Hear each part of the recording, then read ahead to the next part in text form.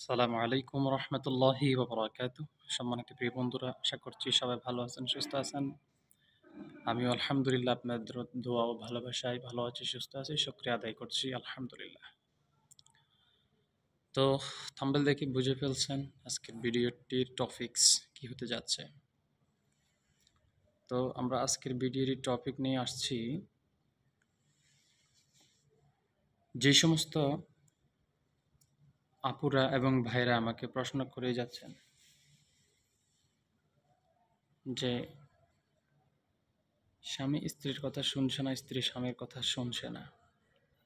এই সংক্রান্ত তদবির আমি অনেক আগে দিয়েছিলাম, কিন্তু আপনারা দেখেন নাই বিধায় আমি আজকের এই ভিডিওটি আবার নিয়ে আসছি। তো দেখেন, এখানে যে একটা তদবির দেখা যাচ্ছে, এই তদবিরটিকে আপনারা মেশক এবং জাফরান কালি দিয়ে 2টা খণ্ড লিখবেন। 2টা খণ্ড লিখে একটা খণ্ড স্বামী ব্যবহার করবেন, অন্য খণ্ড স্ত্রী ব্যবহার করবেন। স্ত্রী যদি ব্যবহার করতে না চায় তাহলে তার বালিশের নিচে রাখবেন। স্বামী যদি ব্যবহার করতে না চায়, স্ত্রীর পক্ষ থেকে স্বামীর বালিশের নিচে রাখবেন।